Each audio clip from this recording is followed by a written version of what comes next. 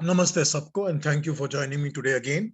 एक कहानी शेयर की थी मैंने पता नहीं सबने किसने किसने पढ़ी किसने नहीं पढ़ी। तो उस पर मुझे कमेंट्स आए और ये कहा गया कि इसको जरा रख के इस पर बात की जाए और व्यूज लिए जाएं लोगों के। तो मैं उस कहानी को एक बार दोबारा पढ़ देता हूँ, ठीक है। ये एक चैट ग्रुप है, व्हाट्सएप का चैट ग्रुप। मैं उसका मेंबर नहीं हूँ, लेकिन उस चैट ग्रुप में जो शेयर होता है वो कोई आदमी मुझे फॉरवर्ड करके भेजता रहता है कभी कभी। अब उसमें बहुत रेगुलरली शब्द तो गुरु नानक के शब्द तो शेयर होते ही हैं, तो वो भी कभी कभी सुनता हूं तो अच्छा लगता है सुनने में। तो इसमें एक आदमी है जिनका नाम है करतार सिंह। इन करतार सिंह जी ने इसमें ये कहानी शेयर की है।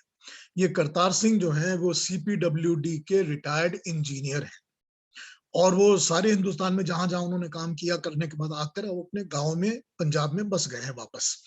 छोटे से गांव में रहते हैं, जो कि मतलब अब छोटा शहर बन गया है, पर शहर उस तरह का नहीं है, छोटा शहर है। तो वो एक कहानी लिख रहे हैं एक अपने व्हाट्सएप चैट के ऊपर। उसको एक बार सुन लीजिए, जिन्होंने नहीं पढ़ी हो वो सुन लीजिए, इस पर कमेंट्स लेंगे। This story must be read and understood deeply. In one WhatsApp chat group, Sardar Kartar Singh ji shared it this morning. Here is what it says. We live in a small town in Punjab, which is some 18 kilometers away from the big city center. My wife orders her vegetables online nowadays and gets home delivery once a week. This morning, the delivery man delivered the vegetables and asked my wife, Mataji, gas बड़ी महंगी हो गई है, थोड़ी सी tip भी दे दिया करो, हमारा गुजारा हो जाएगा, बड़ी दूर से आना पड़ता है. My wife got angry and said nothing doing. You get your pay and learn to live within your limits. The guy says, Mataji, सिर्फ पे से तो मुश्किल से रोटी चलती है घर की. Then my wife scolded him again and said, चल दफा हो जा. Now the ज्ञानी delivery man says, ये भोजन है माताजी, इस पे अच्छी बुरी दुआ लग जाती है, इसी से सेहत बनती भी है और खराब भी होती है. This was it. मैं करतार सिंह जो बैठे अपने टेबल पे काम कर रहे थे, कहते हैं I got up from my table and went to the door so that the matter does not get worst. But my wife looked at me and said, आप रहने दो, एक पैसा भी मत निकालना जेब से, और तू रुक, देख अब तू नौकरी कैसे करता है, मैं तेरी नौकरी भी खत्म करवा दूंगी. She banged the door shut on him, took her phone and called the delivery man's employer to report his badtamizi and have him fired. I just quietly went back to my work table. At lunchtime, I told to her, Paliye loke, where will you go to find peace with such anger, ego and attitude? One bad karma was not enough that you did not give him a small tip. We paid 849 rupees for vegetables. What is wrong in paying the man some 50 rupees to the poor fellow, and that also when he's requesting? And to top it, now you have done a huge sin in trying to make him lose his job. How will you show your face to Vaheguru? She said, Suniye, she said, let him show his face to me first. Just thought of sharing this in the group, my personal experience today that has disturbed me a lot. ये है जी उनकी छोटी सी कहानी जो वो share करते हैं. हम लोग अपने ग्रुप में, अपने इस ग्रुप में हम कर्मों की, एटीट्यूड्स की, इन सब चीजों की बातें करते ही रहते हैं, अलग अलग मैसेजेस, अलग अलग उपनिषदों से लेकर. एक बार बताइए कि आपके दिमाग में इसको लेके क्या थॉट चल रहे हैं, क्या सोचते हैं आप इस कहानी के बारे में या उसके रिएक्शन के बारे में और उसके वो लास्ट कमेंट के बारे में जहां कहती है let Waheguru show his face to me first. भले ओपन करते हैं, बताइए क्या फीलिंग्स हैं आप.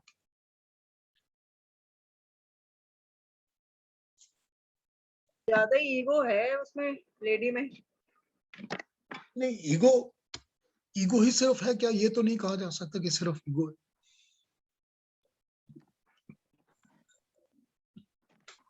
ईगो सब कुछ भरा पड़ा है.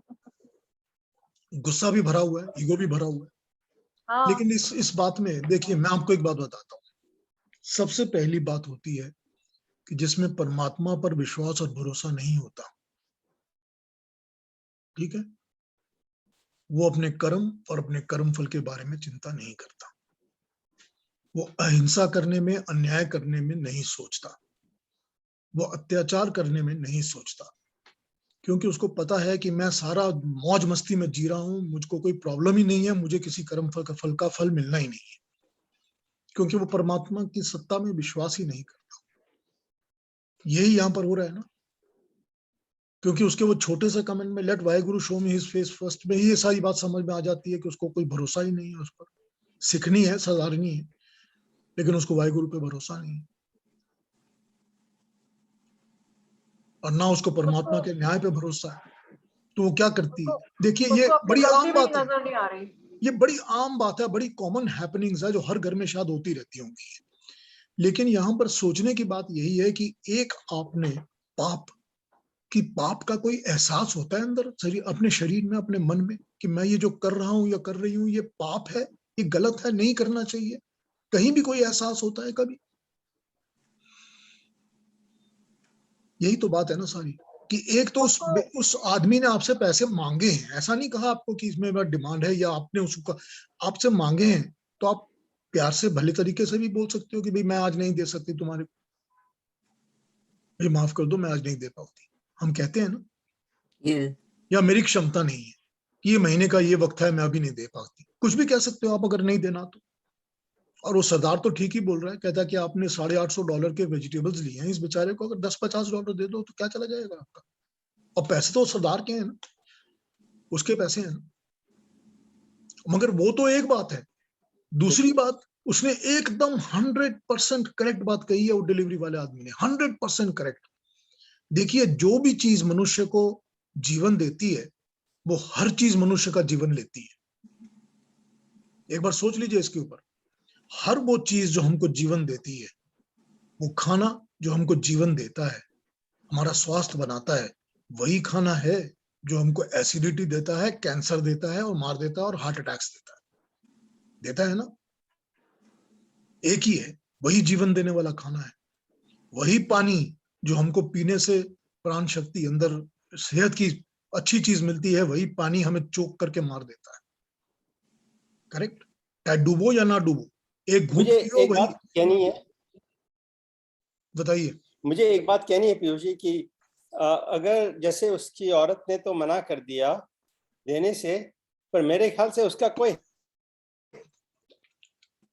हक नहीं को भी बोले कि तुम इसमें एक पैसा भी मत देना, क्योंकि वो अपने पति को भी कर्म में बंधित कर रही है। पति को जो करना हो अपने कर्म में बंधित होगा, वो क्यों अपने पति को भी अपने ही कर्मों में बंधित कर रही है? नहीं, ये तो होता ही है ना, हमेशा ही पति पत्नी एक दूसरे के ऊपर ये चीज अपना विचार मन जो होता है वो लागू करते हैं कि भाई मैं ये कर, तुम मत करना इसमें कुछ। तो ये दूसरा मान के चुप हो जाता है कि ठीक है, this is like regular habit, तो करना पड़ता है, जिंदगी में चलता ही रहता है, कर वो पर रही।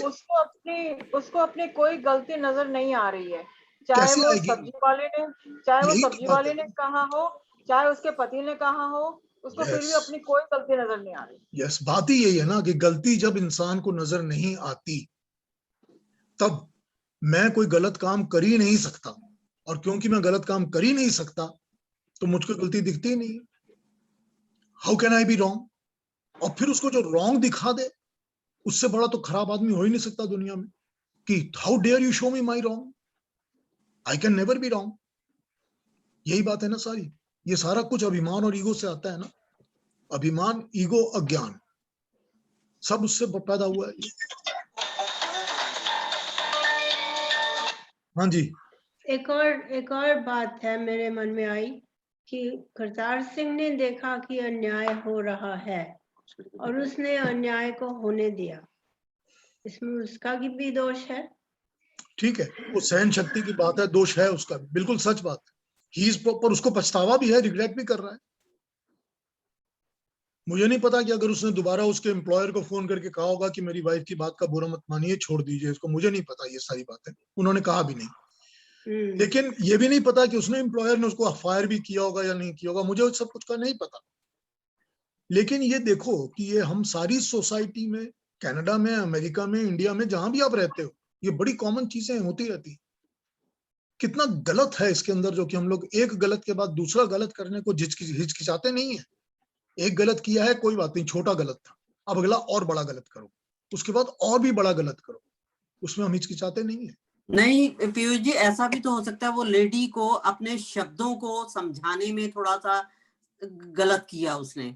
यही बात को वो अच्छे शब्दों में भी उसको समझा सकती थी कि मांगना या किसी के आगे हाथ फैलाना गलत बात है, तुम अपनी उसके ऊपर सेटिस्फाइड रहो। ठीक है, तरीका होता है अपना अपना बात समझाने का। हाँ ठीक उसने है, गलत तरीके से बोला। ठीक है, ठीक है, लेकिन उसके बाद अगला स्टेप क्या है? अगला स्टेप ये है कि मैं फोन करके तेरी नौकरी ले लूंगा। तो ये और उसके गलत अगला स्टेप क्या है कि वाहेगुरु आके अपनी शक्ल मुझे दिखा दे। ये तो एक के बाद एक के बाद एक के बाद एक इंसान के चरित्र को दिखाता है, उसके अंदर जो बैठा है वो दिखता है ना।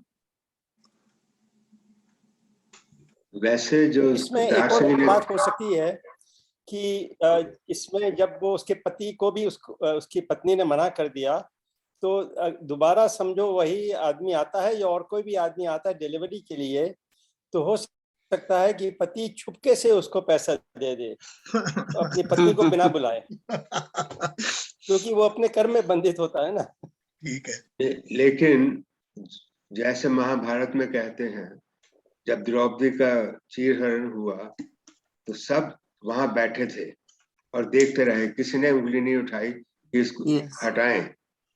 तो करतार सिंह ने भी वही किया कि वो डांटती है तो डांटने दो, मैं उसको बाद में कह दूंगा। और फिर उसने उसका नौकरी के लिए कहा कि मैं फोन करके उसकी नौकरी रखवाती हूँ। तो वो भी तो कह सकता है, उसको कहना चाहिए कि भी उसको छोड़ दो, अब आज की बात हो गई, उसके बाद बात सोचे। उसने वो चुपचाप देखता रहा, उसने भी तो न्याय होने दिया, चाहे बाद में पछता रहा है या नहीं। उसमें भय भरा होगा, भय नहीं, कुछ भी है, लेकिन महाभारत में अब कहते हैं उन सब ने गलत किया, तो ये वही बात नहीं हुई कि करतार सिंह देखता रहा और उसने अपनी बीवी को सब करने दिया। हाँ, किसी लेवल तक ये ठीक है, दिस इज करेक्ट। क्योंकि वो कहते हैं पाप करना या करने देना किसी को ज्यादा, तो कम से कम वो रोक सकता है कि फोन मत कर। अब उसको डांट लिया, हाँ, क्योंकि वो डांटना तो बंद नहीं कर सकता, क्योंकि वो तो एग्जाम हो गया इससे पहले कि वो इंटरवीन करे। लेकिन ये जो फोन है, हाँ, फोन वो को हटा सकता, रोक सकता है, फोन मत करो, काट सकता है। यस, और everything, all possibilities, we can talk about everything here. ये काफी चीजें हैं इसमें, एक पहलू नहीं है। हाँ, एक पहलू नहीं, बहुत कुछ है इस कहानी में, बिल्कुल सच और बात। ये कब से चला आ रहा होगा, यू नेवर नो। हाँ, ये भी नहीं पता, चली आ रहा होगा, बिकॉज वो अब उम्र जो हो गई है। चला आ रहा होगा। हाँ, जब उम्र हो गई है तो आदत हो गई है ना इस चीज की, ऐसा ही होता। वैसे भी पुराने भारत में ये टिप का सवाल नहीं रहता था। हाँ, तो वो अभी भी गांव की है। हाँ, ये भी ठीक है। हाँ, ये जरूर है कि टिप नहीं देते थे, लेकिन ये जरूर था कि कभी कभी वो काम करने वाला आया, उसका खाना दे दिया। नहीं, बख्शीश कहते थे, हम उसको बख्शीश कहा करते थे।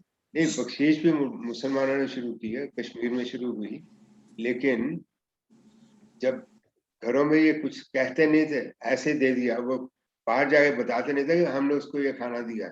हाँ, ये देते थे, ठीक बात है। जो लेकिन वो टिप नहीं थी। तो कई लोगों को, जैसे ये कह रहे हैं कि अब गांव में रहता है, तो हो सकता है उसकी आदतें अभी भी गांव वाली हैं कि मांगे, जिसकी जितना है किराया वो देना है, बाकी अपनी मर्जी से खाना दे देंगे या चाना दे देंगे, कुछ देंगे। दोनों तरफ के पहलू हैं। ठीक बात है। चलिए, अब पिछले हफ्ते जो हमने बात की थी उस पर पता नहीं, आप किसी ने कुछ पूछना है तो पूछ लीजिए, उस पर बात करनी है तो मैं कर लेता हूँ। लेकिन एक बात तो वो शब्दों की बात हुई थी कि सबटाइल और सटल में क्या है फर्क। तो अगर पता चल गया है तो फिर I don't have to tell you, but उसको यूं समझ लीजिए कि सटल का जो अगला फॉर्म है सटल, सटलर, सटलेस्ट, उसमें जो सटलेस्ट फॉर्म होगा वो सबटाइल होगा। कि जब सटल और भी सटल हो जाए और उससे भी ज्यादा सटल हो जाए, प्रकट ही ना हो, दिखे ही नहीं, तो वो सबटाइल हो गया। ये शब्द वो है इंग्लिश में। तो इसको इस तरह समझना चाहिए कि जब उसकी डिग्री बढ़ जाती है तो वो शब्द सबटाइल हो गया, जहां तक ये वर्ड का सवाल है। दूसरी बात यह है कि जो पिछले हफ्ते बात हुई थी कि छुरे की धार पर चलने धार पे वो यही बात है सारी की सारी। ये छुरे की धार पे चलने वाली बात यही है। अगर इस स्टोरी के साथ ही हम उसको रिलेट कर लें तो हमको समझ में आ जाएगा कि जब इस औरत को अपनी शक्ल आईने में दिखने लगेगी, या उसके पति ने जब उसको उसकी शक्ल दिखाई, तो उसको एक सेकंड नहीं लगा ये कहने में कि वाहेगुरु मेरे सामने आके अपनी शक्ल दिखा दे, कि मैं अपनी शक्ल उसको क्यों दिखाऊंगी, वो पहले अपनी शक्ल दिखाए मेरे को। ये है छुरे की धार, कि मैंने रियलिटी को फेस करना ही नहीं है, क्योंकि मेरा अभिमान इतना स्ट्रांग है कि इसने मेरी समझ को, मेरी आंखों को बंद करके रखा है कि आप बोलते रहो जो बोलना है, मैंने तो सुनना ही नहीं है। ये प्रेजुडिसेस और अभिमान जो होते हैं ना, जितने भी अभिमान होता है, ईगो जो होती है, वो इसी तरह सामने आती है। वो इसी तरह दिखती है कि कितनी बड़ी ईगो है इंसान में, कि ये बात सुनने समझने को तैयार ही नहीं है, ना समझने को तैयार है ना सुनने को तैयार है। आप बोलते रहो, हमने तो सारे खिड़की दरवाजे बंद कर दिए हैं, आप क्या बोल रहे हो हमको समझ नहीं आ रहा। ये ईगो से होता है। ये ईगो, अभिमान, प्रेजुडिसेस, गुस्सा, यही सबसे होता है। ये सारे ही वो नेगेटिव चीजें हैं जिसके बारे में भगवान कृष्ण कहते ही रहते हैं कॉन्स्टेंटली, कि यही चीजें जो इंसान की मति को और बुद्धि को मार देते हैं, यही है जो पाप में फंसाते हैं, यही है जो मोह के जाल में डालते हैं। यही बताते रहते हैं ना, हम उन्हीं पे बातें करते रहते हैं कॉन्स्टेंटली। तो सबसे बड़े छुरे की धार होती ही वही है कि जब अपना फेस दिखता है, अपनी गलती दिखती है, और उसको हम एक्सेप्ट तो कर ही नहीं सकते, क्योंकि मैं तो गलत कर ही नहीं सकता। तो बस वही होती है छुरे की धार। एक एक मैं बता रही हूँ, मैंने अपने आप में फील किया है कि let me start you know looking at whatever are little things, baby steps to improve myself, you know। तो उसमें सबसे, जैसे हम लोगों को आदत है, सबको आदत है, मेरे को तो है ही है, ओ अगर कोई चीज नहीं ठीक हो रही है तो oh shit, oh man, oh talk like that all the time.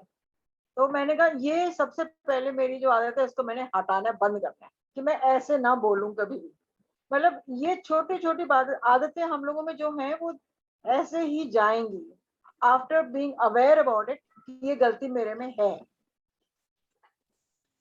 तो जब तक ये अवेयरनेस नहीं होगी कि गलती है, वो गलती दूर ही नहीं होगी, हो ही नहीं सकती। तो कोई भी दुनिया का ज्ञानी मनुष्य जो होता है, या कोई गुरु जो दुनिया में होता है, उसका काम ही होता है कि आपको अंधकार में से निकालकर, हमको अंधकार में से निकालकर प्रकाश की तरफ, ज्ञान की तरफ ले जाए। अगर वो नहीं ले जा रहा तो गुरु नहीं है। अगर वो ये काम करता है कि मैं कॉन्स्टेंटली, क्योंकि भाई मुझे आपकी भक्ति चाहिए, तो मैं आपको प्रेज करता रहूं 24 घंटे कि आप महान हो, आपसे महान दुनिया में कोई नहीं है जी, आप इतने अच्छे हो, बहुत सुंदर हो, इतने प्यारे प्यारे फूल लेकर आए हो, इतने प्यारे फल लेकर आए हो, ये अर्पिन, क्या क्या क्या बात है आपकी, आपके पति बहुत अच्छे हैं, आपकी बेटी बहुत अच्छी है, बेटा बहुत अच्छा है, आपके हस्बैंड बहुत, यही करते रहे वो सारा दिन, तब तो वो गुरु का काम नहीं कर रहा ना। उसका काम ही यही है ना, कि यही हम सारा कुछ यही पढ़ रहे हैं ना। जो हमको इसमें दिख रहे हैं कि ऋषि जो हैं, जिनके पास कोई भी शिष्य जाता है, जो यमाचार्य के बाद नचिकेता आया है, इसके पहले जो देखा था हमने कि ऋषि के पास वो शौनक गया था कुछ पूछने के लिए, तो वो उनका काम ही यही है ना कि वो ज्ञान दे रहे हैं। और ज्ञान में तो वो ये नहीं बता रहे आपको कि तुम्हारे अंदर मेरे को बड़ाई करनी कि तुम बहुत महान हो। ये तो काम नहीं है ना उनका। उनका काम ही है कि अंधकार को दूर करें, और वो हर एग्जाम्पल के साथ वो कोशिश करते हैं। यही यमाचार्य कर रहे हैं, हर एग्जाम्पल के साथ वो कोशिश कर रहे हैं कि तुमको मैं इस बात को समझा सकूं। यही काम है ना उसका। तो अगर इसको शिष्य पालन करता है, तो वो पालन करना ही छुरे की धार है, क्योंकि सबसे पहले उसको अपनी खामियां, अपनी खराबियां दिखने लगेंगी कि ये मैंने खराब किया है, ये मैंने गलत किया है। और अगर शिष्य बंद रहेगा कि मेरे को तो दिखना ही नहीं है, सोचना ही नहीं है कि मैं खराब हो सकता हूं, तो वो क्या करेगा? तो गुरु का अपमान करेगा, उसकी बड़बताई बात का कोई केयर नहीं करेगा। तो यही होगा। चलिए आगे बढ़े। 15th मंत्र को ले लेते हैं, 15वें मंत्र को, उस पर बात शुरू करते हैं।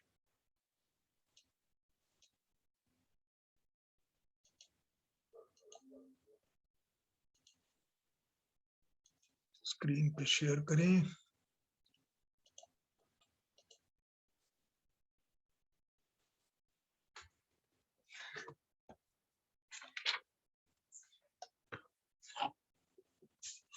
अशब्दम अस्पर्शम अरूपम अव्ययम तथा अरसम नित्यम अगंधवत च यत् अनादि अनंतम महत्तः परम ध्रुवम निच्चाय तत् मृत्यु मुखात प्रमुच्यते।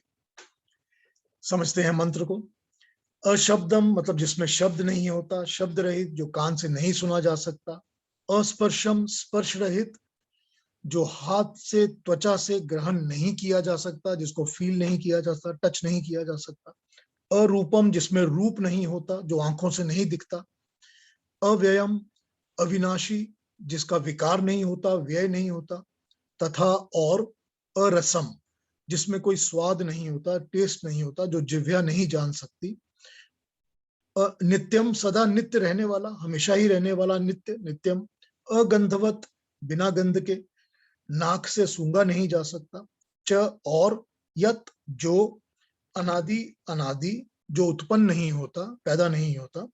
अनंतम जिसका कोई अंत नहीं होता और जिसकी कोई सीमा नहीं होती, वो सीमा रहित होता है। महत महत्त्व, प्रकृति का जो महत है वो महत्त्व। परम सूक्ष्म श्रेष्ठ परे। ध्रुवम स्थिर अचल कूटस्थ। निश्चाय निश्चय रूप से जानकर। तत् उस मृत्यु मुखात मृत्यु के मुख से प्रमुच्यते छूट जाते हैं।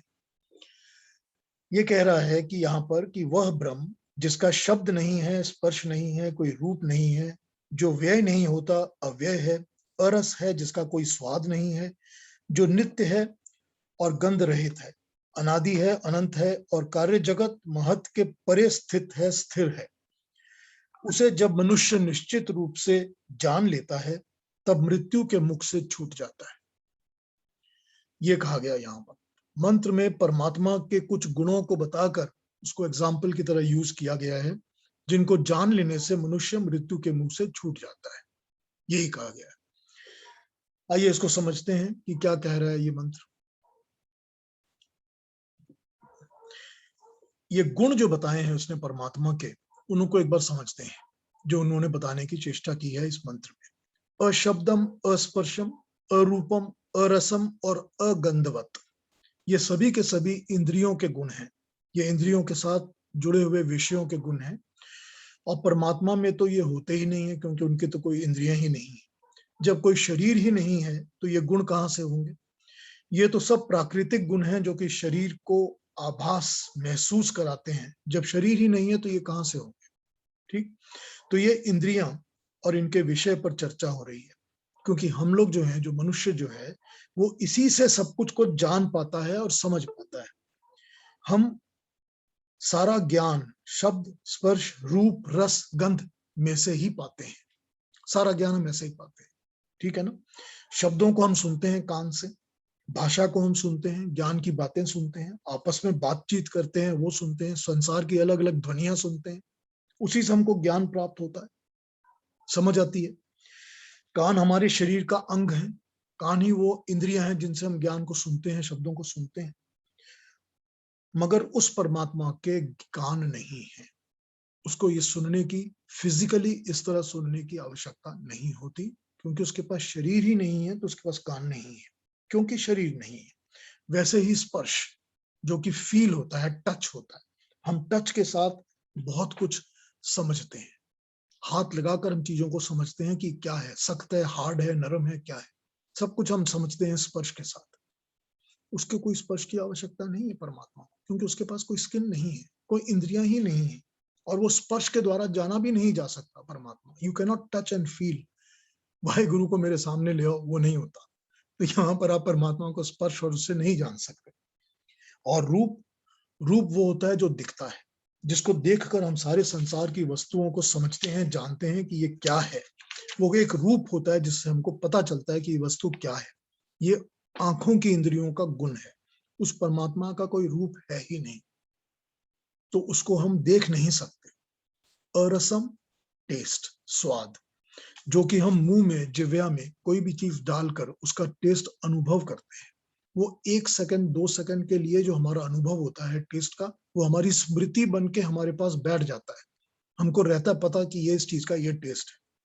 परमात्मा अरसम है, उसको स्वाद से नहीं जाना जा सकता। वो इसीलिए क्योंकि वो कोई ऐसी वस्तु है ही नहीं जिसको स्वाद से जाना जा सके। उस परमात्मा में कोई स्मृति नहीं जुड़ सकती, कोई स्वाद नहीं जुड़ सकता, क्योंकि ये सब कुछ इंद्रियों से जाना जाता है। उसी तरह नासिका और गंध, हम वस्तुओं को गंध से पहचानते हैं, हमको पता चल जाता है कि इस चीज की ये स्मेल है। बिना देखे भी हम स्मेल से समझ जाते हैं कि ये इसकी स्मेल है, और देख के भी, बिना स्मेल के भी हमको पता चल जाता है कि इसकी यही स्मेल होगी। लेकिन परमात्मा को गंध से नहीं जाना जा सकता। ये घ्राण इंद्री जो होती है, हमारी घ्राण इंद्री, वो इस काम को करती है, उससे इसको नहीं जाना जा सकता परमात्मा को। ये मानव या जीव के इंद्रियों के गुण बताए जा रहे हैं, जो उस परमात्मा के शरीर में न होने से हमारे पास ये गुण है, हमारे लिए ये ज्ञान का अर्जन करते हैं, ये हमारे लिए सोर्स ऑफ नॉलेज है। इस सोर्स से हम परमात्मा का पता कर सकते हैं कि वो होता है या नहीं है, अनुभव या गेस वर्क के साथ। लेकिन ये परमात्मा का गुण नहीं है, उसमें ये कुछ भी नहीं है। और यही हमारे ज्ञान पाने की सीमा है, हमारे ज्ञान की यही लिमिटेशंस है कि हम इस सीमा से, इन इंद्रियों की सीमा के अंदर से ही ज्ञान को प्राप्त करते हैं। मगर वो परमात्मा असीम है, उसकी कोई सीमा नहीं है, वो लिमिटलेस है, और उसको इन सीमाओं से नहीं पकड़ा मापा जा सकता।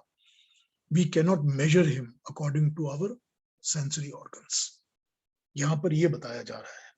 उसका परिचय पाने के लिए वो सोर्स क्या है ये नहीं जाना जा सकता। तो सो पहले जब परमात्मा की बात कर रहे हैं इस मंत्र में, तो उन्होंने किस चीज से परमात्मा को नहीं जाना जा सकता उसको एनलिस्ट करके बता दिया। वो इसलिए क्योंकि हम और आप सारा काम ही उन चीजों से ही करते हैं, उन सोर्सेज से ही करते हैं, उसी से हम ज्ञान प्राप्त करते हैं। लेकिन उन सोर्सेज से जिनसे हम ज्ञान प्राप्त करते हैं, उनसे परमात्मा को जाना नहीं जा सकता। ये उसने पहले कह दिया। अब अगला गुण उन्होंने बताया है अव्ययम। अव्ययम जिसका कोई व्यय नहीं होता, खर्च नहीं होता। हमारा तो व्यय सबसे अधिक ही होता है अपनी एनर्जी का, अपनी शक्ति का, अपनी क्षमताओं का, अपने स्वास्थ्य का। व्यय होता ही रहता है, एक उम्र के बाद तो घटता ही चला जाता है। मगर उस परमात्मा में कुछ व्ययहीन, व्यय वाली बात नहीं है, व्ययशील कुछ नहीं है, वो अव्यय है, उसका कोई विकार नहीं होता, उसका कोई विनाश नहीं होता। अगला, वो नित्य है, सदा सर्वदा सर्वव्यापक है। ऐसा कभी नहीं होता कि किसी काल में और किसी देश में या किसी प्राणी में जहां वो विद्यमान ना हो। वो हर जगह है, सदा है, हमेशा है, नित्य है, परमानेंट है। वो नित्य होने से ही अनादि और अनंत है। वो कभी जन्मता नहीं है, बनता नहीं है, शुरू नहीं होता, सदा था, सदा रहेगा, अनादि है और अनंत है। उसका कोई अंत भी नहीं है, उसकी कोई सीमा भी नहीं है। वो हर स्थान में सदा विद्यमान है, सीमा रहित है, अंत रहित है। हमारी सोच के बियॉन्ड है, क्योंकि हम लिमिटेड सोच अपनी लिमिटेड क्षमता से ही कर पाते हैं, उसके बियॉन्ड हम सोच भी नहीं पाते। और फिर ये बताया कि वो महत से परे है। महत जो होता है वो प्रकृति का एक्टिव होने का पहला रूप है। जब प्रकृति के परमाणु एक्टिव होते हैं, एक्टिवेट होते हैं, तो इनकी जो फर्स्ट रूप, फर्स्ट फॉर्मेशन होती है, उसको महत अहंकार कहा गया है, महत फॉर्मेशन कहा गया है। तो ये इस प्रकृति के बनने शुरू होने से जो महत है, वो इस महत के भी बियॉन्ड है, वो इससे भी परे है, क्योंकि वही तो इसको बना रहा है, वही तो उसको क्रिएट कर रहा है। तो वो इससे भी बड़ा, इससे भी अलग है, इसके परे है, इससे सूक्ष्म है, इससे भी श्रेष्ठ है, इससे अधिक बलवान और अधिक क्षमता वाला है, क्योंकि वह बन नहीं रहा, वो बना रहा है। वो प्रकृति द्वारा नहीं बनाया जाता, वो बना रहा है, बन नहीं रहा। तो जब वो बनाने वाली शक्ति है, तो बनने वाली वस्तु से ज्यादा शक्तिशाली तो है ही बनाने वाली शक्ति। तो ये महत के बारे में बताया है।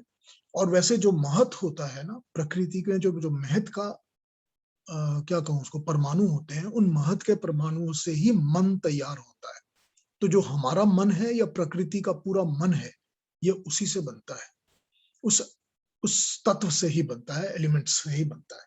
अगला कहा कि वो ध्रुव है, वो अपने कर्म, गुण और स्वभाव में, अपने गुणों में, अपने में ही सदा स्थिर है, अचल है, फर्म है, स्टेबल है, अनचेंजेबल, एस्टैब्लिश्ड है।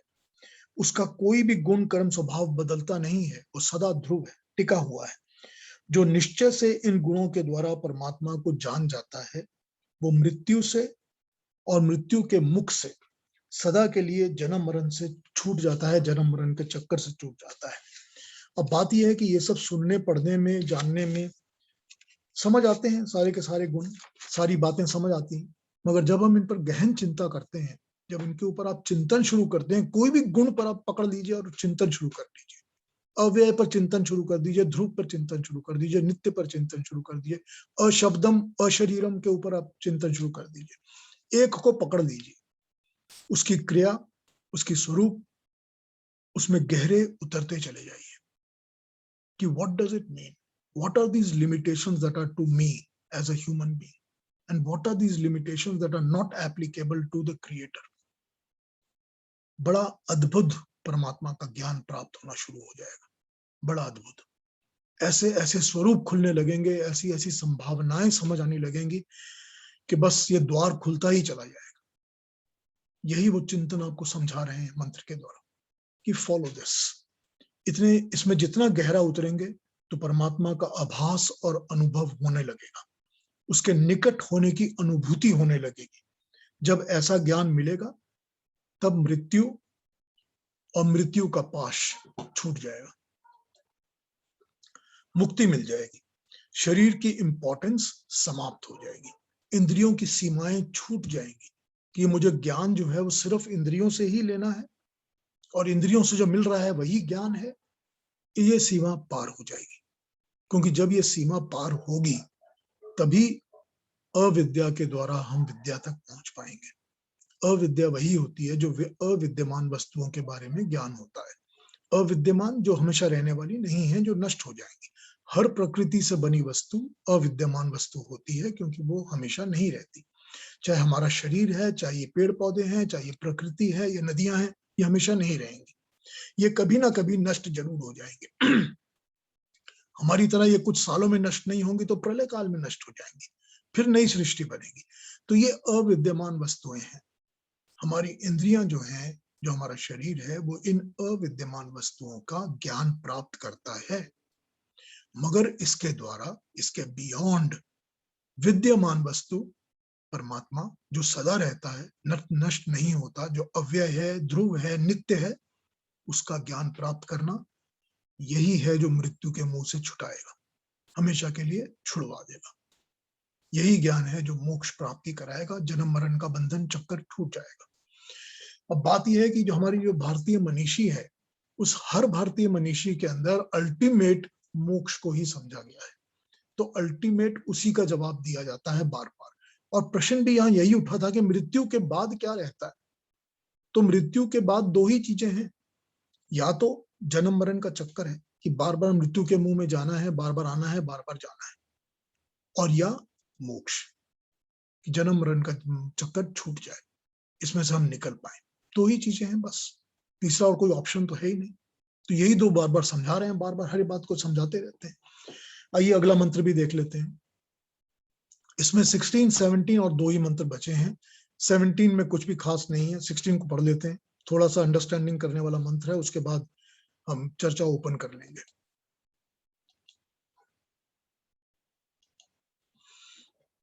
नचिकेतम उपाख्यातम मृत्यु प्रोक्तम सनातनम उक्त्वा श्रुत्वा च मेधावी ब्रह्मलोके महीयते।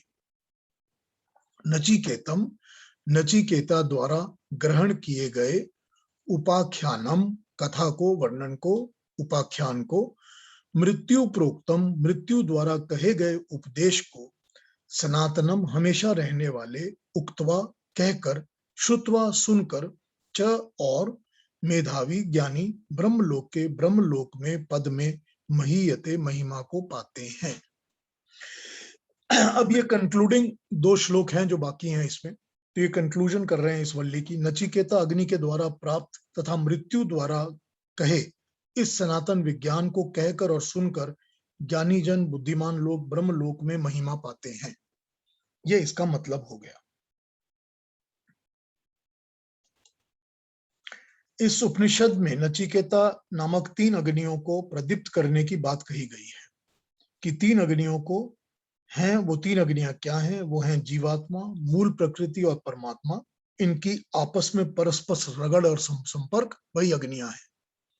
तो उन्हीं के बारे में ये शुरू से बता रहे हैं, जो 3 साधन स्वर्ग जाने के इन्होंने समझाए हैं। प्रकृति से जीवात्मा का संबंध शरीर के द्वारा ही होता है। हम जब शरीर धारण करते हैं तो हमारा प्रकृति के साथ संबंध हो जाता है। ये पहली शक्ति है। इस तेज को जब जड़ जगत, जड़ प्रकृति जो लाइफलेस प्रकृति है, उससे जीवात्मा शरीर बनाता है, शरीर बनाना आरंभ करता है और उस शरीर के अंदर प्राण को डालकर कार्यरत कर लेता है, एक्टिवेट करता है, उससे अपना काम लेना शुरू करता है। यह संपर्क, यह संबंध, इसका एक्सटेंट और इसकी एक्टिविटीज, ये वो ज्ञान है जो कि पहली अग्नि कही गई है।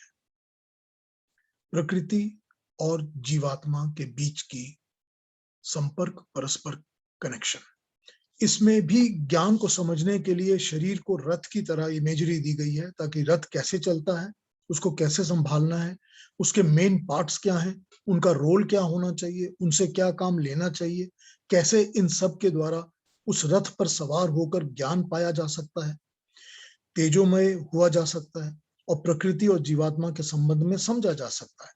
इस समझ को, ज्ञान अग्नि को बनाया, बताया जा सकता है, पाया जा सकता है। यह भी समझा जा सकता है कि बिना प्राण के ये प्रकृति स्वयं कुछ नहीं करती।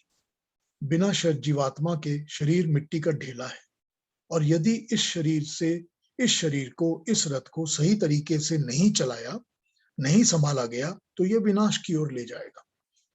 शरीर का विनाश तो होना ही है, शरीर तो मरण धर्मा ही है। उसमें जो भी दाग या क्लेश या बीमारी या टूट फूट होगी, वो सब उसके मरने से खत्म हो जाएगी, अंत हो जाएगी। मगर ये जो जीवात्मा है, जिसने रथ की सवारी की है, वो इस शरीर में प्रवेश करके इसको अपनी इच्छा से चला रहा है, या फिर शरीर की इच्छा से आत्मा चुपचाप सवारी कर रहा है। वह सवार, वो जीवात्मा मरण धर्मा नहीं है, वो कभी नहीं मरता, वो नष्ट नहीं होगा, उसके लगे क्लेश, दाग, बीमारियां नष्ट नहीं होंगी।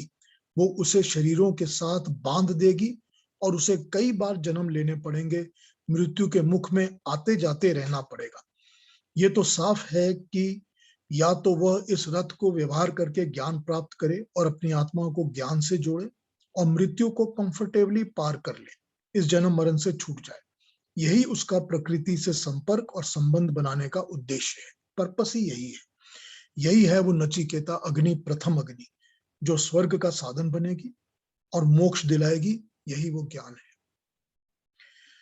और यदि इस ज्ञान को न समझ सके तो जन्म लेते रहो, मरते रहो। ज्यादातर लोग उसी में फंसे रहते हैं। तो ये पहला स्वर्ग का साधन, प्रकृति से संपर्क, रिलेशन, इंटरेक्शन, पहली अग्नि जो इस जगत से भाप की तरह हीट और तेज बनकर उठाकर स्वर्ग की ओर ले जाएगी और वह ये रथ के थ्रू ही रियलाइज होगा। ये जो रथ बताया ना शरीर का, इसी के थ्रू वो रियलाइज होगा। मृत्यु के उपरांत जब ये जीवात्मा इस रथ को छोड़ेगी तो रथ तो भस्म हो जाएगा और जीवात्मा निकल जाएगा। तो क्या वह अग्नि की भाप के साथ ऊपर को उठकर स्वर्ग की ओर जाएगा और इस अग्नि को साधन बना लेगा अपने लिए स्वर्ग तक जाने के लिए, या फिर वो यहीं रहकर मृत्यु के जबड़े में फंसा रहेगा? ये पहली अग्नि का ज्ञान है जो उसको पाने का तरीका प्रैक्टिकल तरीके से रथ रूपी शरीर को योग करके, डिस्क्राइब करके ये बताया गया है। दूसरी अग्नि की बात, वो व्यक्त प्रकृति जिससे बनी है, जो दिखती है, सारी की सारी संसार, सारी प्रकृति जो हमको दिखती है, दृश्य है, वो व्यक्त है, जिससे हम जीवात्मा को शरीर धारण करके सारा काम करना है, लेना है।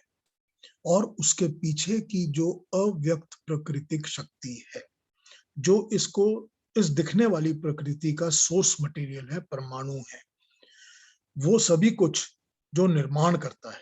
जैसे व्यक्त शरीर के पीछे एक अव्यक्त जीवात्मा बैठी है या प्राण बैठे हैं जो कि दिखते नहीं है, उस अव्यक्त प्रकृति का ज्ञान, उसका संबंध, संपर्क, उसके स्वरूप, यही दूसरी नचिकेता अग्नि है जो स्वर्ग की ओर साधन बन के ले जाएगी। और ये ज्ञान भी इस रथ पर सवार होकर ही मिलेगा। यहाँ एक कॉन्सेप्ट और इंट्रोड्यूस हुआ है, सूक्ष्म और सूक्ष्मतर का, यानी कि श्रेष्ठ और श्रेष्ठतर का, परे और परा का। तो जो जितना ज्यादा सूक्ष्म है वो उतना ही अधिक श्रेष्ठ है, उतना ही अधिक बलवान है।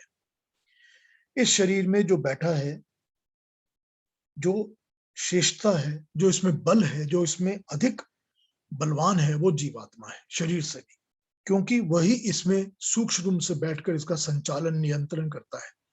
वैसे ही दिखने वाली कार्यरत प्रकृति के पीछे उसकी न दिखने वाली अव्यक्त प्रकृति, उसके अपने परमाणु जो उसको बनाते हैं, जो अधिक सूक्ष्म है, वह श्रेष्ठ है और बलवान है।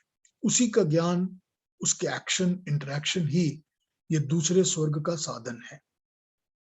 तो जब ये समझ में आ गया कि जो सूक्ष्म है वो अधिक बलवान है और अधिक श्रेष्ठ है, तो ये भी समझ लेना चाहिए कि जो स्थूल है, सॉलिड है, या किसी भी फॉर्मेशन में आ गया है, वो कम सूक्ष्म होगा, क्योंकि उसकी अपनी लिमिटेशंस बन जाती है।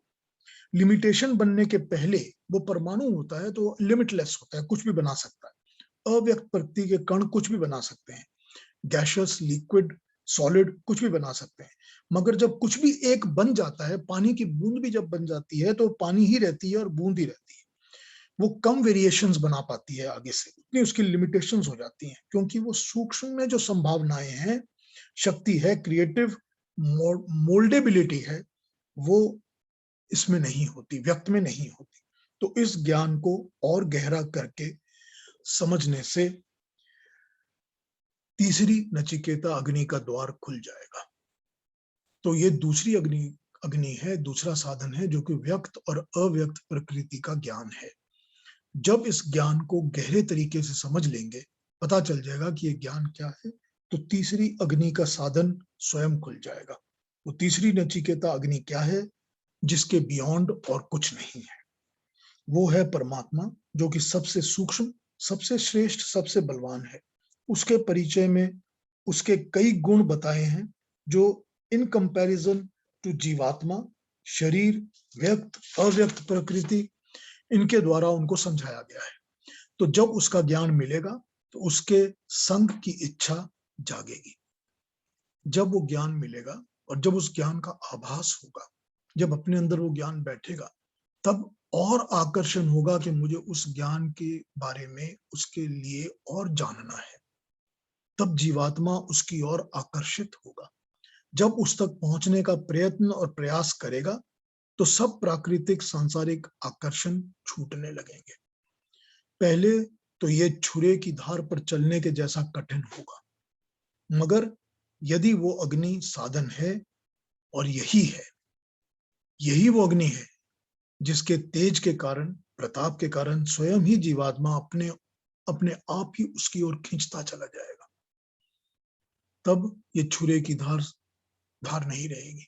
तब समझ ही नहीं आएगा, ना छुरा रहेगा ना धार रहेगी, वो सब चीजें छूट जाएंगी। और इसके बाद और कुछ नहीं है, केवल मोक्ष और विष्णु धाम है। तो ये वो तीन अग्नियां हैं, तीन स्वर्ग के साधन हैं जो एक्सप्लेन किए गए हैं, जो कि मृत्यु के उपरांत ही एप्लीकेबल है। ये होते ही तीनों मृत्यु के उपरांत ही पॉसिबल है। यही वो है जो मृत्यु के पश्चात रहता है। क्या रहता है मृत्यु के बाद? स्वर्ग के साधन क्या हैं? यही नचिकेता के प्रश्न चल रहे थे, तो इसी को वो समझाए जा रहे हैं। श्रेय और प्रेय के बाद अब रथ के उदाहरण से यमाचार्य ने अपनी बात को समझाई है। Death is explaining it by himself, what remains after death. ये इसका 16वां मंत्र है। 17वें मंत्र को देख लें, क्योंकि उसमें कुछ है नहीं, या कल कर लेंगे 17th को। और 17th के बाद 17th में यही कहा है कि जो मनुष्य इस ज्ञान को समझता है, इसको पाता है और आगे इसको सुनाता और बताता है अनंत काल तक, उसको भी अच्छे फल मिलते हैं और वो भी अनंत काल तक शुभ कर्म से जुड़ा रहता है। बस यही है उसमें। पर उसको मैं कल पढ़ लूंगा, कल आपके सामने ला दूंगा। उसके बाद हम चतुर्थ वल्ली पर स्टार्ट हो जाएंगे, 4th चैप्टर पर। तो कल 4th चैप्टर के फर्स्ट मंत्र पे आएंगे और उसको स्टार्ट कर लेंगे, और इसको 17th को भी समाप्त कर लेंगे। ये 1 मिनट का काम होगा 17th वाला। तो आज क्योंकि अभी थोड़ा सा टाइम रहता है, इसलिए मैंने इसको पॉज कर दिया। तो कोई भी और प्रश्न इसके बारे में, कोई भी और प्रश्न 15-16 के बारे में हो, कुछ जानना हो तो बताइए, क्योंकि ये चैप्टर यहाँ पर खत्म हो जाएगा। जो 4th चैप्टर है, जैसे ये चैप्टर को कहा गया कर्मकांड, ज्ञान कांड, रथ का और प्रकृति का और इन सब चीजों का, इसके पहले के चैप्टर को हमने देखा था कि वो श्रेय और प्रिय का चैप्टर था। तो अगला जो चैप्टर है, उस चैप्टर का नाम दिया गया है एतद वैतद। एतद वैतद, यह है वह। That is the name of the chapter, next chapter. तो अब इस पर कोई प्रश्न हो तो पूछिए मुझसे। पीयूषी, मुझे एक प्रश्न करने का है कि जैसे आपने बताया 3 अग्नियां हैं, जीवात्मा, मूल, प्रकृति और परमात्मा। तो क्या ये समझना गलत होगा कि परमात्मा का स्वरूप अग्नि है? हम परमात्मा को अग्नि स्वरूप तो कहते हैं, करेक्ट, हम कहते हैं अग्नि स्वरूप परमेश्वर, ये तो यूज होता है। लेकिन वो परमात्मा का स्वरूप अग्नि है या नहीं, या अग्नि के स्वरूप में हम परमात्मा को पहचानते हैं, देखते हैं, ये समझने की बात, थोड़ा सा माइन्यूट डिफरेंस है दोनों में। अग्नि परमात्मा के तेज का ही एक रूप है, एक परमात्मा की शक्ति है जो अग्नि भी है। और दुनिया में जितना भी तेज है, जितनी भी एनर्जी है, जितनी भी रेडियो एक्टिव पावर्स हैं, हम उन सब को परमात्मा के नाम से जानते हैं कि वो परमात्मा का तेज है। तो हम अग्नि स्वरूप जब कहते हैं परमात्मा को, तो हम इसीलिए कहते हैं कि वो परमात्मा जो है वो इस चीज का स्वरूप है। वो हमको ये बताता है कि मैं ऐसा हूं, हमको वो ऐसे ही दिखता है, क्योंकि जैसे हमको अग्नि समझ में आती है, अग्रणी चीजें समझ में आती हैं, जो आगे चलती हैं, जो तेज देती हैं, जो तेज प्रोवाइड करती हैं। तो इसीलिए हम उसको ऐसे बोलते हैं। ये नहीं कह सकते ये अग्नि है तो ये परमात्मा है, ये जरा थोड़ा सा अलग हो जाएगा इसको ऐसे डिस्क्राइब करना। जी। तो इसी तरह से अगर हम ये भी कह सकते हैं कि सूर्य भी एक अग्नि का स्वरूप है, परंतु वो परमात्मा नहीं है। नहीं, वो परमात्मा तो नहीं है। राइट, परमात्मा नहीं, परमात्मा द्वारा बनाई गई एक वस्तु है जो हमारे रोज काम में आती है, बहुत वो ज्यादा एक एनर्जी सृष्टि है। को चलाती है, बनाती है, लेकिन वो परमात्मा नहीं है। It's an energy form. हाँ, it's a form of energy, बिल्कुल। जी, कोई और बात, कोई और प्रश्न किसी का इस चैप्टर के बारे में?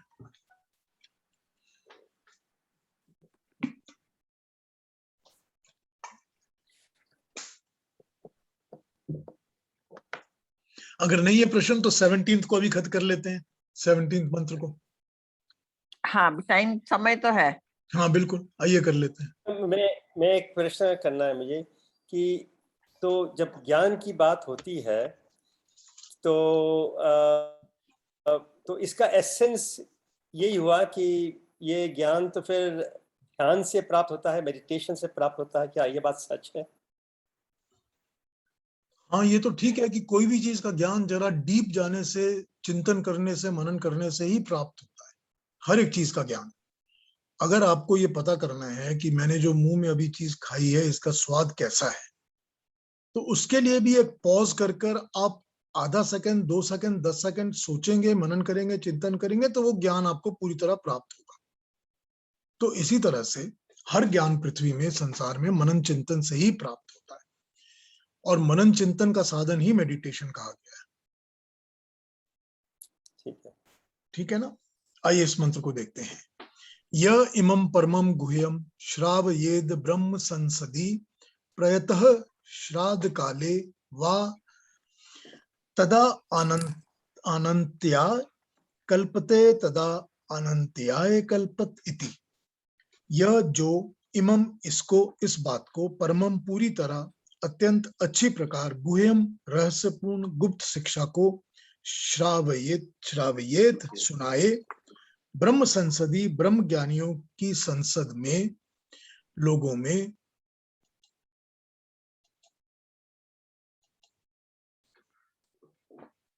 प्रयतः सावधानी से, संयम से, श्राद्ध काले श्रद्धा से अर्पित किए हुए, श्रद्धा पूर्वक किए कार्य के अवसर पर, वा या तदा तब, अनंत्याय अनंत असीम फल की प्राप्ति के समय में, कल्पते समर्थ होता है, तदा अनंत्याय कल्पते, और तब अनंत असीम फल की पद की प्राप्ति करता है।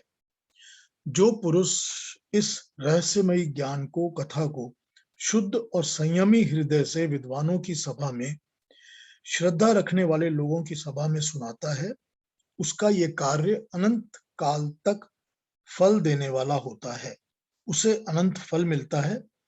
इसको ग्रंथ के अंत में, ये जो वाक्य है ना, इसको ग्रंथ के अंत में श्रुति वाक्य कहा जाता है। श्रुति वाक्य यानी इस ज्ञान को सुनने से क्या लाभ होगा ये बताया गया है। यहां पर ब्रह्म संसद, ब्रह्म को जानने वालों की सभा, ये कहना उचित होगा। तो वो जानते हैं जो कि ब्रह्म तीन है, जो ये जानते हैं कि ब्रह्म तीन है और ब्रह्म कैसे और क्यों कहे जाते हैं और उनका ज्ञान क्या है। वे लोग विद्वान हैं जो ब्रह्म से परिचित हैं और उनकी सभा जो है, उनका जो संसद है, वो श्राद्ध काले, उसका मतलब है ये नहीं है कि मरते समय या मरने के उपरांत, उसका मतलब है श्रद्धा के द्वारा, श्रेय के द्वारा जो उन्होंने अपनाया है, उनके पास जो श्रद्धा है, वो जो एक काल से श्रेय के मार्ग पे चल रहे हैं, जो श्रद्धावान लोग हैं, उन्हें ये कथा, ये ज्ञान सुनाओ संयम और सावधानी के साथ। बिना श्रद्धा तो कुछ भी सुना हुआ समझ में नहीं आता, समझा ही नहीं जा सकता। जब तक श्रद्धा नहीं होगी हम सुनेंगे ही नहीं, और सुनेंगे भी तो समझेंगे नहीं। घंटों ज्ञान देते रहिए, सुनने वाला कहेगा कि मुझे कुछ समझ ही नहीं आया, क्योंकि समझ के दरवाजे ही बंद हैं। अतः उन्हें ही बताओ जिनमें श्रद्धा है। श्रद्धा से ज्ञान की प्राप्ति, बताने वाले की प्रति और ज्ञान के विषय में प्रति, ये सब समझ आएंगे। तो ये बताना, सुनाना, समझाना अच्छा कर्म है, सुकृत है, तो लंबे समय तक उसका अच्छा फल मिलेगा जो असीम अनंत होगा, इनफाइनाइट होगा। श्रद्धा सत्य को धारण करना, सत्य की धारणा के ऊपर टिके रहना, ये श्रद्धा है। तो जो सत्य को धारण करते हैं वो मिथ्या अज्ञान छोड़ देते हैं। तो यहाँ इस तरह से श्रद्धा बताई गई। तो ये 17वां मंत्र है जो यहाँ खत्म हो गया, कि जो इन बातों को लोगों में बताएगा वो असीम फल पाएगा, अनंत फल पाएगा, इनफाइनाइट तक उसको उसका अच्छा होगा। ये इन्होंने अपना चैप्टर यहाँ पर तृतीय वल्ली खत्म कर दी। अब हम अगले हफ्ते चतुर्थ वल्ली पर आएंगे। जो चतुर्थ वल्ली है, 4th चैप्टर जो है, वो कई जगह उसको डिवाइड करके द्वितीय अध्याय की प्रथम वल्ली इस तरह बताया गया है।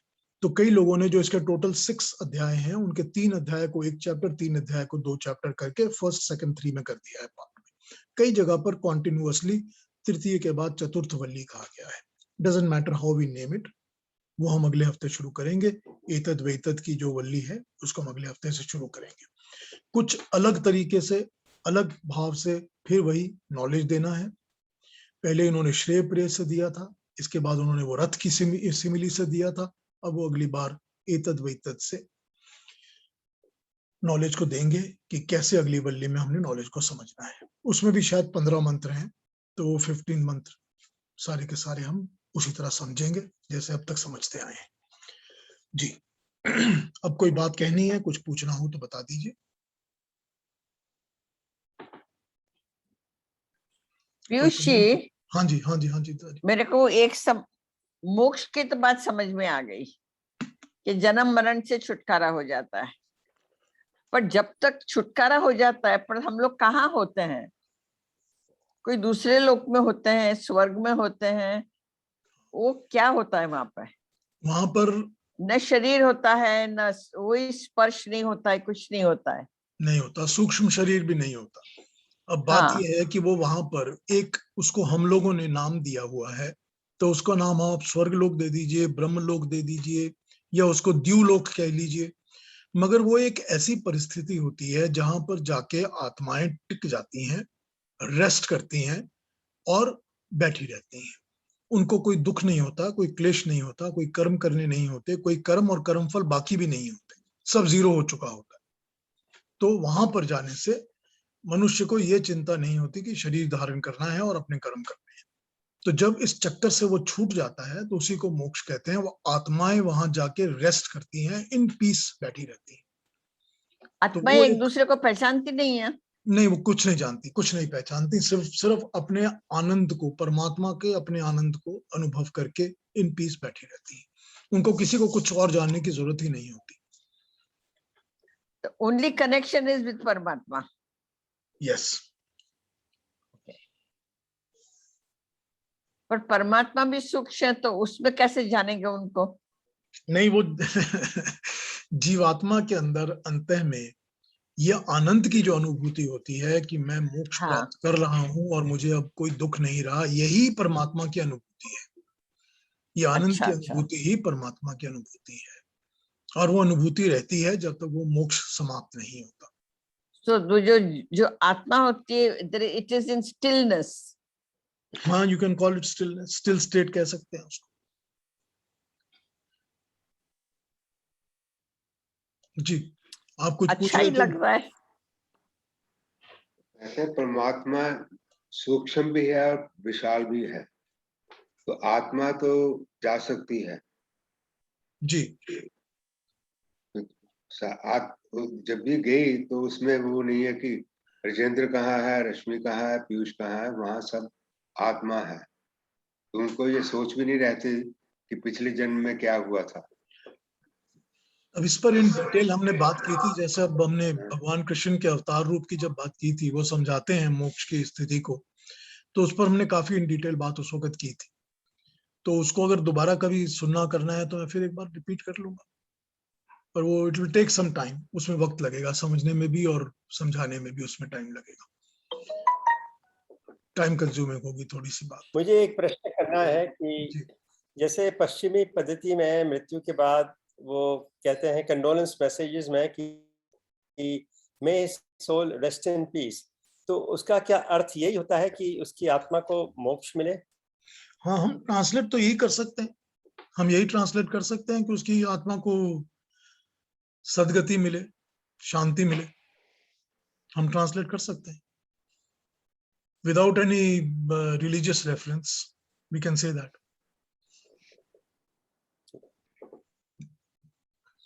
जैसे अब हिंदुओं में तो क्रीमेशन होता है, तो प्रकृति का प्रकृति में मिल जाता है सारे अंश, तो वहां तो बेरी कर देते हैं जी। तो कीड़े मकोड़े खा जाते हैं।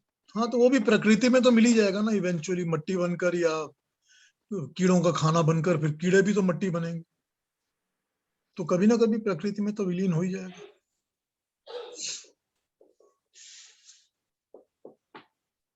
परंतु पारसी लोगों में वो तो चीलों के हैं कि ठीक है, वो कीड़ों का भोजन नहीं बनता है, वो चील का भोजन बनता है, बात तो एक बराबर ही है। वहां जाकर भी वो प्रकृति का अंश बन जाएगा, जैसे भी बनेगा, स्किन ही है ना। नहीं, पर एकदम क्रूड दृष्टि से देखा जाए तो बेरियल किसी का भी भोजन बन के फाइनली इट बिकम्स शिट। हाँ, वो तो ठीक है, वैसे ही खत्म होगा, तो वैसे ही खत्म हो जाएगा, उनका भी वो शरीर बनेगा, उनका भी शरीर बनेगा, एनर्जी बनेगी, कीड़ों की जो भी होगा वैसे ही उसका अंत होगा, वैसे ही वो भस्म होगा। तो इसीलिए क्रीमेशन। हाँ, इसलिए हम क्रीमेशन को सबसे अच्छा समझते हैं। अग्नि में कर देने से सब इमीडिएटली भाप बन के, भस्म बन के खत्म हो जाता है। बिल्कुल जी। कोई और बात, कोई और प्रश्न? नहीं, बहुत तो बहुत बहुत डीप गहरा ये सब सीखने का है।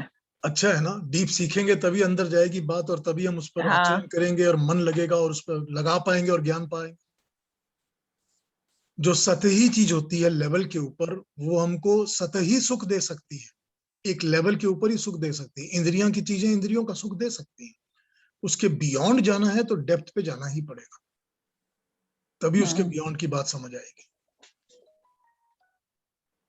ठीक है, तो कल मिलते हैं सेम टाइम। हाँ जी, चलिए, नमस्ते सबको, थैंक यू फॉर ज्वाइनिंग, नमस्ते। And we'll get together tomorrow.